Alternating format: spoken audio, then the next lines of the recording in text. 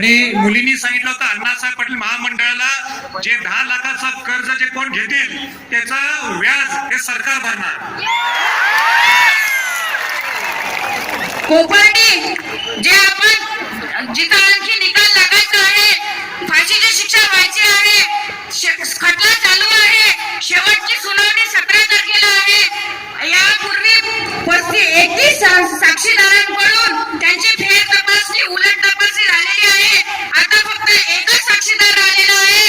ती झाल्यानंतर आपल्याला जो फाशीची शिक्षा होईल त्याला आणि तो तसा निकाल लागणारच आहे.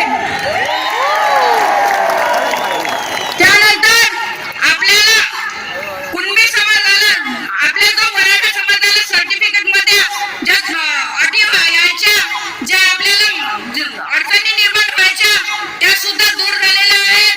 त्याच्यामध्ये सुद्धा त्यांनी आपल्याला सुधारणा करून दिलेल्या आहेत.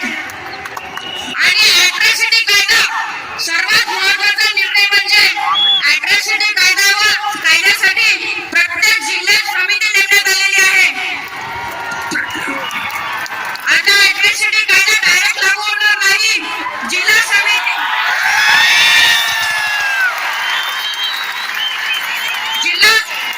प्रत्येक जिल्ह्याला जी समिती नेमून दिली जाईल त्या समितीकडे ती आधी केस जाईल, त्याच्यावर विचार विनिमय होईल, त्यानंतर त्या अॅट्रॉसिटीचा विचार केला जाईल.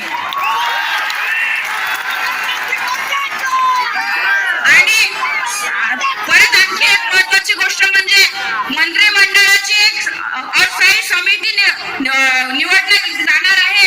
ती समिती आणि आपल्याच मराठा समाजाची समिती यांची दर 2-3 महिन्यातून एकदा बैठक होईल आणि ते विचार विनिमय करून ज्या आपल्या समस्या असतील त्या सर्व काही सोडवण्याचा प्रयत्न करतील असं त्यांनी आश्वासन दिलेलं आहे.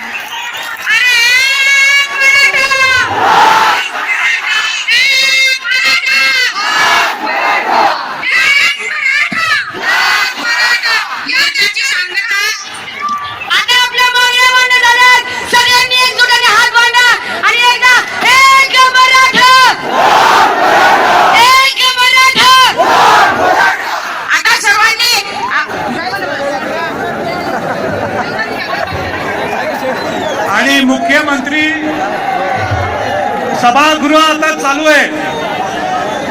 सभागृह आता चालू आहे. थांबा ना एक मिनिट.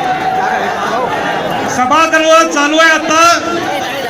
सगळे आमदार, सगळे मंत्री तिथं उपस्थित आहेत. मुख्यमंत्री आता जे तिथं बोलणार हे रेकॉर्डवर जाणार आहे आणि ते त्याला बांधील असणार आहे.